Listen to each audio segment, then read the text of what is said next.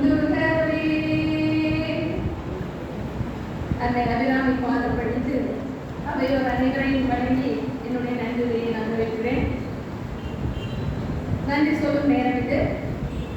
முதலாவதாக நன்றி சொல்றதுக்கு வந்து ஃபர்ஸ்ட் பார்த்தீங்கன்னா, செயற்கரிய செய்வார் பெரியார், சிறிய செயற்கரிய செய்களாதார் அப்படின்னு சொல்லுவாங்க. அந்த வகையில் இந்த கம்பன் கலை மன்றத்துக்கு நிறுவனராக இருந்து செயற்கரிய செயல்களை செய்து வழிகாட்டியாக இருக்கக்கூடிய நிறுவனர் ஐயா முத்துகிருஷ்ணன் அவர்களை இப்போ வந்து நன்றியோடு நான் நினைவு கொடுக்குறேன்.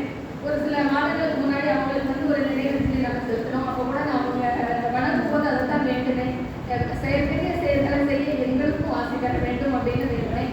அவர்களுக்கு இந்த இடத்துல நான் நன்றியை தெரிவிச்சுக்கிறேன். அவர்களுடைய மகனாக இருந்து தொடர்ந்து இந்த கலைமன்றத்தை நடத்தி வரும் சண்முகமண்ணா அவர்களுக்கும் அவருடைய துணைவியார் மற்றும் அவருடைய தாயார் அவர்களுக்கும் என்னுடைய நெஞ்சார்ந்த நன்றிகள்.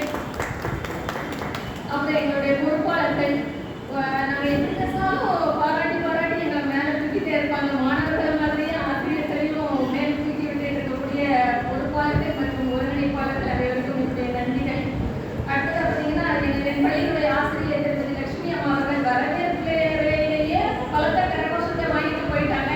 அவர்களுக்கு இந்த நேரத்தில் நன்றியை நான் தெரிவித்துக் கொள்கிறேன். அடுத்ததாக இந்த இனிய நிகழ்வுக்கு இறைவணக்கம் பாடிய திருமதி ஸ்ரீசெல்வி அவர்கள் தங்களுடைய இனிய குரலால் வேறு சில பாடல்களையும் பாடி நம்மை மகிழ்ந்தார். அவருக்கும் அந்த மியூசிக் குரூப்புக்கும் என்னுடைய நன்றிகளை நான் தெரிவிச்சுக்கிறேன். இங்கே தலைமையில் வந்திருக்கக்கூடிய நாவலசி சாந்தரமணி அம்மா அவர்கள் வந்து அவருடைய பேச நான் நிறைய கேள்வி எடுக்கிறேன். பட்டிமன்றத்தில் நான் கேள்வி சிரிச்சுட்டே இருக்கலாம். பேசுகிற ஒவ்வொரு வார்த்தைக்கும் சிரிப்பு அப்படி நம்மளை மகிழ்ந்து சிந்திக்கவும் கொண்டு போவதில்லை. இன்னைக்கு அவங்க பேசுனது அது மாதிரி நமக்கு மகிழ்ச்சி தருவதாக இருந்தது. அதோட சேர்த்து அவர்களுக்கு வந்து நமக்கு பெரிய ஆசீர்வாதத்தை கொடுத்துருக்காங்க. இந்த கம்பன் கலை மன்றத்தின் பொறுப்பாளர்களுக்கு இங்கே பங்கேற்ற அனைவருக்குமே சொந்தத்தில் சீட் போட்டு கொடுத்துருக்காங்க. அவங்களுக்கு ரொம்ப நன்றி.